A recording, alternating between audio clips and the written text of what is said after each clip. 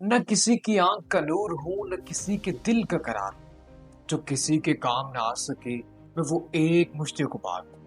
آج کے دور کے ایک عام آدمی کے خواب و خیال میں بھی یہ بات نہیں آ سکتی کہ بہادر شاہ ظفر نے 1857 کی انگریزوں کے خلاف پہلی جنگ میں مسلمانوں کی قیادت کی ہوگی۔ اس ویڈیو میں ہم جانیں گے کہ مسلمانوں نے آخر انگریزوں کے خلاف بغاوت کیسے اور کیوں کی تھی۔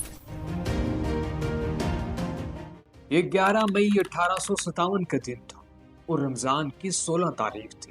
بہادر شاہ ظفر لال قلعے میں نماز اشراق ادا کر رہے تھے۔ اسی وقت انہیں جمنا آباد ٹول ہاؤس سے دھواں اٹھتا ہوا دکھائی دیا۔ جب وہ نماز سے فارغ ہوئے تو انہیں بتایا گیا کہ انگریز فوج کی وردیوں میں ملبوس چند ہندوستانیوں نے جمنا آباد ٹول ہاؤس کو لوٹ لیا ہے اور لوٹنے کے بعد آگ لگا دی ہے، اور اب وہ باغی اس وقت اسی قلعے کی جانب بڑھ رہے ہیں۔ یہ سنتے ہی بہادر شاہ ظفر نے حکم دیا کہ قلعے کے تمام دروازوں کو بند کر دیا جائے۔ حکم پر تمام دروازے بند کر دیے گئے اور تمام پہرے داروں کو چوکس کر دیا گیا۔ لیکن جب شام کے 4 بجے تو باغیوں کے سردار نے بادشاہ کو ایک چٹھی لکھی اور اس چٹھی میں یہ لکھا ہوا تھا کہ میں آپ سے ملنا چاہتا ہوں۔ اجازت ملنے پر تمام باغی فوج دیوان خاص کے احاطے میں جمع ہو گئی اور اپنی بندوقوں سے ہوائی فائرنگ کرنے لگی۔ بہادر شاہ ظفر کچھ دیر تو یہ سب کچھ دیکھتا رہا اور پھر بول اٹھا کہ مجھ جیسے بزرگ کی اس قدر بے عزتی کیوں کی جا رہی ہے؟ ہماری زندگی کا سورج پہلے ہی غروب ہو چکا ہے، یہ ہمارے آخری دن ہیں اور ہم انہیں تنہائی میں گزارنا چاہتے ہیں۔ اب تو نہ تو ہمارے پاس پیسہ ہے اور نہ ہی کوئی طاقت، تو پھر آپ لوگ مجھ سے کیا چاہتے ہیں؟ اس پر باغی رہنما نے جواب دیا کہ ہم سارے ملک کا خزانہ آپ کے قدموں میں لا سکتے ہیں۔ ہمیں نہ تو آپ کی طاقت کی ضرورت ہے اور نہ ہی آپ سے کسی قسم کی رقم کی امید ہے۔ ہم چاہتے ہیں تو صرف آپ کی حمایت چاہتے ہیں۔ یہ بات سن کر بہادر شاہ ظفر سوچنے لگا۔ فوری فیصلہ نہ کر پانا اس کی شخصیت کا سب سے بڑا نقص تھا، لیکن اس دن بہادر شاہ ظفر نے دیر نہیں کی اور فوراً ہاں کر دی۔ اگلے دن صبح سویرے بہادر شاہ ظفر نے شاہی لباس زیب تن کیا اور چاندی کے تخت پر جلوہ فروز ہو گئے۔ لیکن اب سوال یہاں یہ پیدا ہوتا ہے کہ آخر یہ باغی تھے کون؟ اسی دن یعنی 11 مئی سے ایک دن پہلے 10 مئی کو انگریز فوج میں نئی بندوقیں متعارف کروائی گئی۔ ان بندوقوں میں جو کارتوس استعمال ہوتا تھا اس کی پن منہ سے نکالی جاتی تھی۔ اس دور میں اس افواہ کو پھیلایا گیا کہ اس پن کے اندر گائے اور خنزیر کی چربی شامل ہے۔ جب یہ بات پوری فوج تک پہنچی تو فوج میں افراتفری مچ گئی اور تمام مسلمان اور ہندو ان بندوقوں کو استعمال کرنے سے کترانے لگے، جس پر انہیں شدید قسم کی سزائیں دی گئیں اور ان کی وردیاں اتار دی گئیں، اور یہی چیز آگے بڑھ کر اس بغاوت کا سبب بنی۔ 12 مئی 1857 کو ہندوستان نے ایک نیا منظر دیکھا۔ 82 سالہ بہادر شاہ ظفر ان تمام باغیوں کی رہنمائی کر رہا تھا اور ان کی کمان سنبھالے ہوئے تھا۔ بہادر شاہ ظفر کو قیادت کرتے ہوئے دیکھ کر پورا ہندوستان بغاوت پر اتر آیا اور ہر شہر سے بغاوت ہونے لگی۔ 12 مئی 1857 کو باغیوں نے دلی کو انگریزوں سے نکلوا دیا۔ جگہ جگہ ہنگامے ہونے لگے اور ہر شہر سے بغاوت جنم لینے لگی، اور اس بغاوت نے پوری ہندوستان کو اپنی لپیٹ میں لے لی۔ یہ بغاوت اتنی خطرناک تھی کہ رات ہوتے ہوتے کئی فرنگی موت کی نیند سو چکے تھے۔ باغیوں کی یہ فوج بہادر شاہ ظفر اور اس کے بیٹوں کی قیادت میں دلی سے ہوتی ہوتی کانپور تک جا پہنچی۔ جب یہ قافلہ کانپور پہنچا تو وہاں جیل کے دروازے کھول دیے گئے، خزانے پر قبضہ کر لیا اور وہیں موجود اسلحے خانے سے سارا اسلحہ لوٹ لیا۔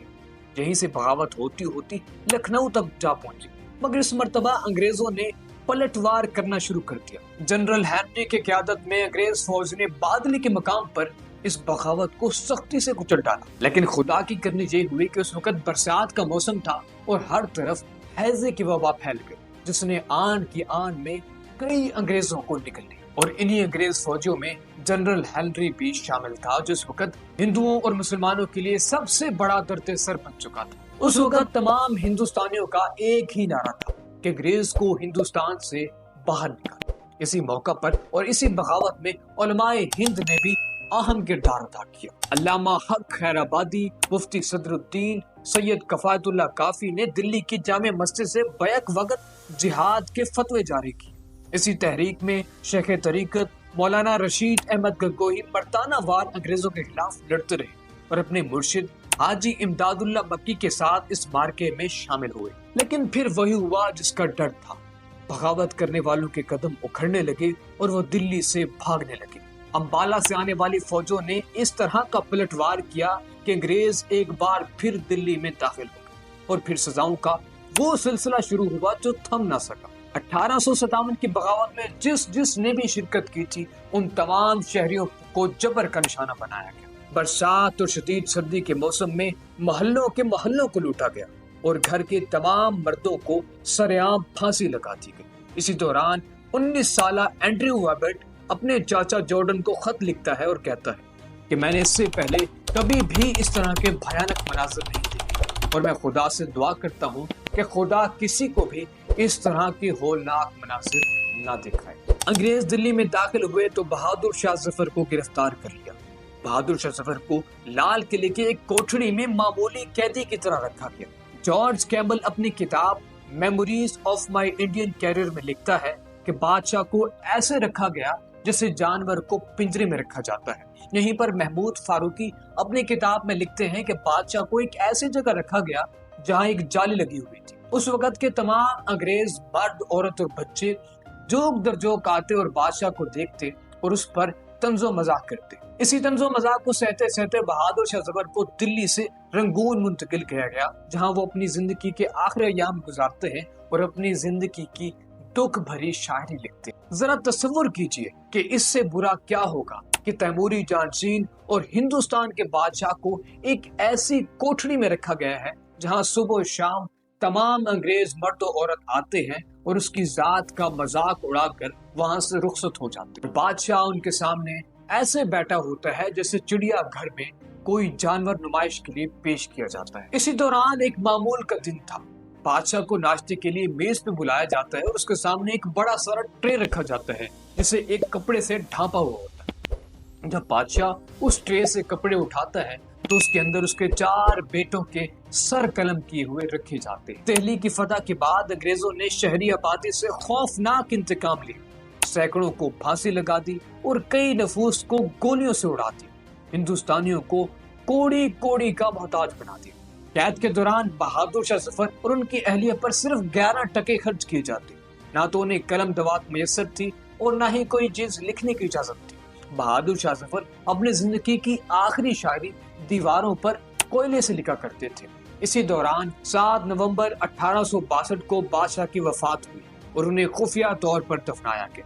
1951 میں کھدائی کے دوران بہادر شاہ ظفر کا ڈھانچہ دریافت ہوا اور اب وہاں ایک مقبرہ تعمیر کیا جا چکا ہے۔ اسی طرح ہندوستان کے آخری بادشاہ بہادر شاہ ظفر کا انتقال ہوتا ہے اور یہیں پر مغلیہ سلطنت کا بھی اختتام ہوتا ہے۔ ملتے ہیں ایک نئی ویڈیو میں، تب تک کے لیے اللہ حافظ، اپنا بہت سارا خیال رکھیے۔